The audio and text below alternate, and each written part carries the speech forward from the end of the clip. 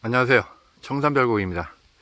이번 시간에는 한국의 산나물 113번에 소개를 해드렸던 꽃 향유에 대해서 한번 다시 알아보겠습니다.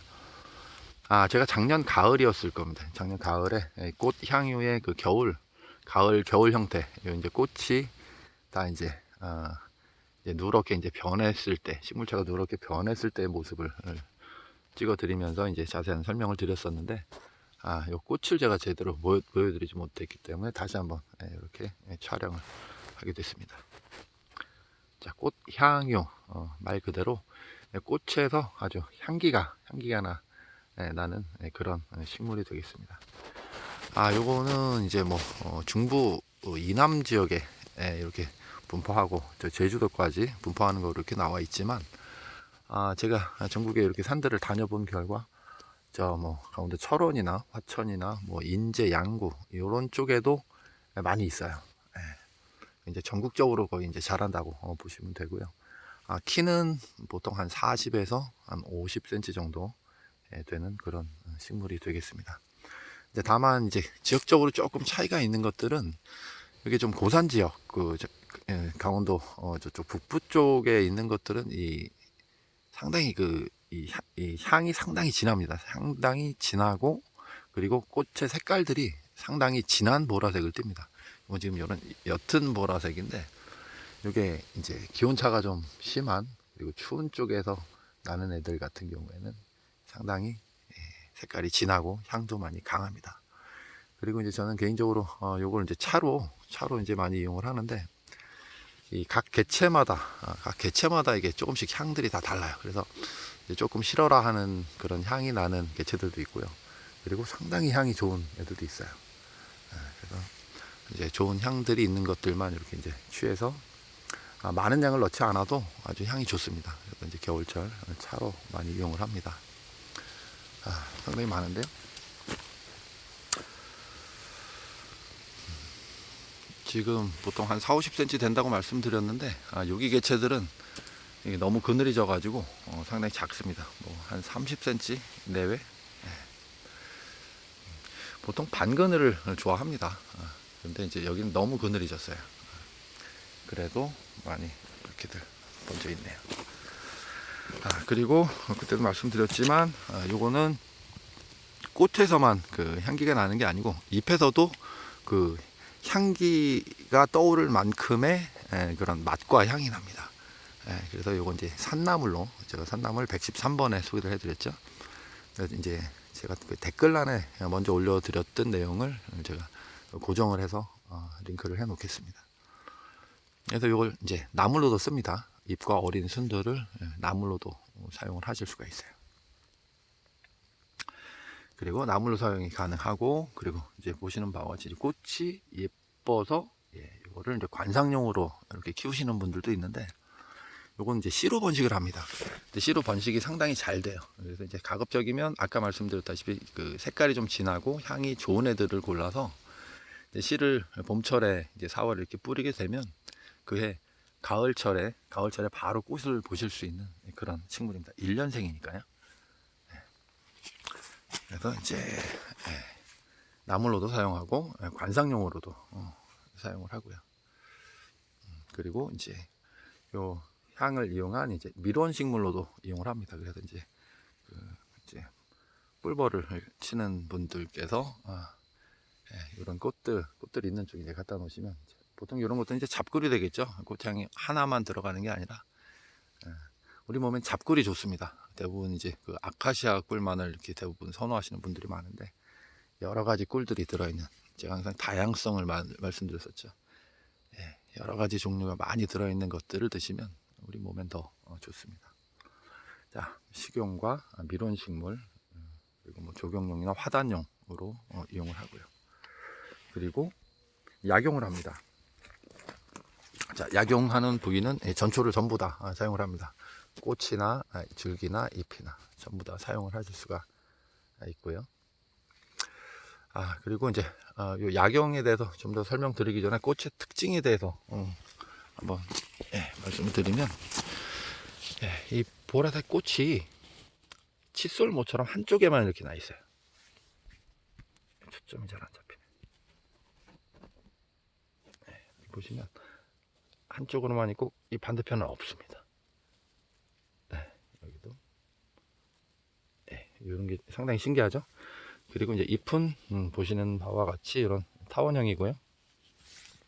그리고 예, 톱니들이 나 있습니다. 잎의 뒷장입니다. 그리고 이제 또 특징적인 것들은 요 줄기가 네모지게 각이 져 있습니다. 그래서 이제 구분하시기가 쉬우실 거고요. 잎은 마주납니다. 마주나는 잎은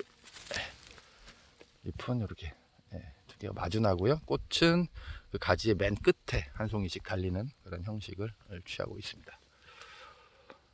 그리고 이제 이 꽃은 9월에서 10월경에 꽃이 이렇게 많이 피고요. 그리고 11월쯤 돼서 이제 열매는 결실을 하게 됩니다. 자, 그리고 이제 식용, 그리고 밀원식물, 그리고 이제 조경, 화단용으로 이제 재배하시는 분들 봄에 씨 뿌리시면 가을에 바로 씨를 보실 수가 있고요. 그리고 이제 약용을 하는데 전초를 전부 다 사용을 하고요. 그리고 이제 한방에서는 요 꽃 향유를 요거를 향유라고 부릅니다. 이제 꽃자를 빼고 향유라는 이제 생약제명으로 약용을 합니다. 약용하는 부위는 전초를 전부 다 사용을 하고요. 사용 방법은 전초를 이제 말렸다가 탕제를 하시거나 아니면 이제 말렸다가 가루를 내서 이제 산제로 이용을 하시기도 하고요. 그리고 이제 외형으로는 이제 이렇게 짓져서 즙을 낸 다음에 그걸 이제 바르기도 합니다.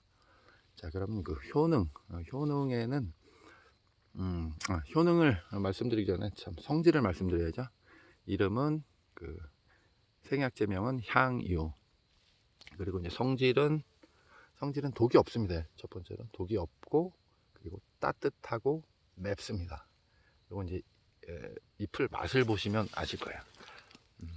약간 그 향을 떠올릴 만한 그런 맛과 향이 나는 약간 그 매운 성분이 들어 있습니다.